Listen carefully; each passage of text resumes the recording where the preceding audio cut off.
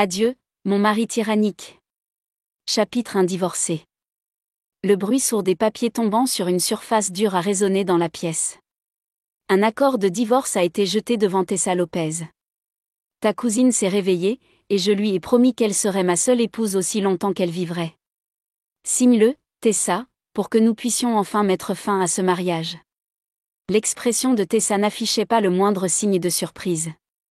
Elle savait déjà que ce serait le cas dès l'instant où elle avait appris que sa cousine s'était réveillée. Elle a regardé l'homme et a demandé amèrement, « Tu ne me crois toujours pas, n'est-ce pas ?»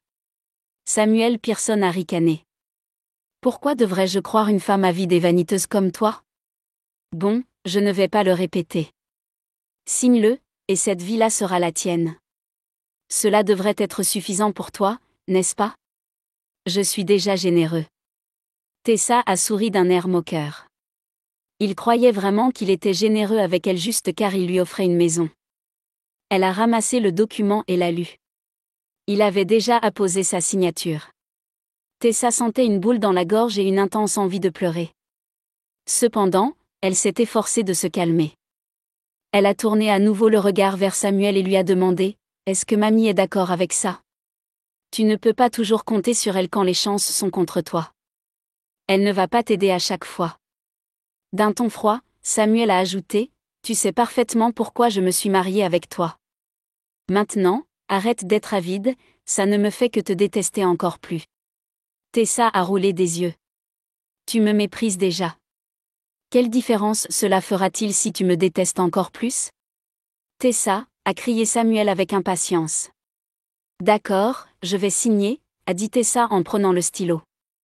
Après le réveil de sa cousine, Tessa avait reçu un déluge de photos intimes de celle-là et de Samuel. Il était évident qu'ils s'aimaient, alors il n'y avait aucune raison pour que Tessa reste mariée avec lui. À cette idée, elle a rayé la clause concernant la villa sur l'accord de divorce avant de le signer. Ainsi, leur mariage de 3 ans a pris fin. Enfin, elle est redevenue libre. Tessa a donné les papiers du divorce à Samuel et lui a dit, « Donne-moi 1 heure. Je partirai dès que j'aurai fini d'emballer mes affaires. » Samuel a froncé les sourcils. En lui jetant un regard sévère, il a répondu, « Cette villa est la tienne. Tu n'es pas obligé de partir. Je n'en ai pas besoin. Pour moi, tous les endroits qui sont marqués par ta présence. » Après un petit rire, elle a poursuivi, « Ils sont tous sales. » Tessa. Ignorant l'accès de rage de Samuel, elle l'a poussé hors de la pièce, n'étant plus aussi docile qu'elle l'était auparavant. 1 heure plus tard, en descendant, Tessa s'est aperçue que Samuel n'était plus là. Elle a regardé la montre pour homme qu'elle tenait dans la main. C'était un cadeau qu'elle avait prévu pour son prochain anniversaire. Mais pour l'instant, cela ne servait plus à rien puisqu'elle n'attendait plus rien de lui. En fait, le simple fait de regarder cette montre la rendait extrêmement triste. Sans hésiter, elle a jeté la montre à $1 million dans la poubelle. Elle a soupiré profondément, se lamentant que ces 3 dernières années n'aient servi à rien. Mais tout cela était terminé. Désormais, elle vivrait pour elle-même.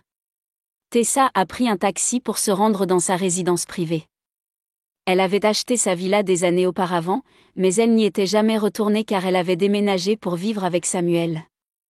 Les domestiques se sont tous étonnés de la voir.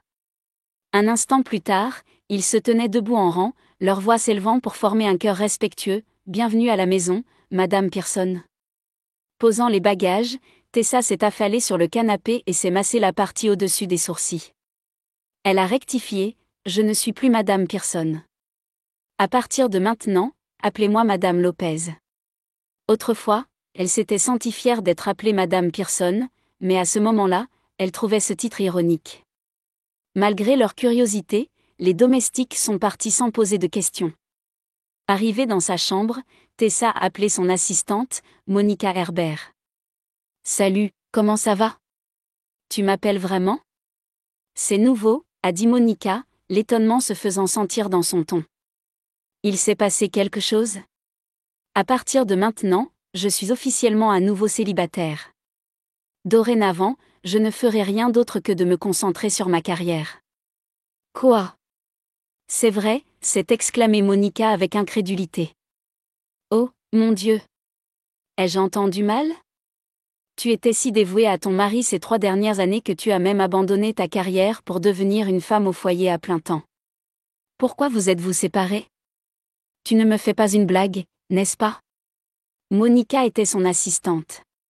Elle était l'une des rares personnes connaissant l'autre identité de Tessa. À l'insu des autres, Tessa était une avocate de renom qui se faisait appeler Iris. Et ce n'était pas une avocate ordinaire. En fait, la simple mention de son nom suffisait à effrayer de nombreux avocats. Est-ce que quelqu'un m'a cherché récemment, a demandé Tessa à Monica qui ne s'était pas encore remise du choc. Y a-t-il des affaires intéressantes? Se souvenant d'un événement récent, Monica a soupiré. Oui, il y en a une, et le client offre une récompense très élevée à quiconque peut l'aider à gagner l'affaire. Mais personne n'est assez courageux pour l'accepter. En plus, tu ne peux absolument pas le faire. Donne-moi plus de détails. Tessa s'est sentie intriguée en entendant les paroles de Monica.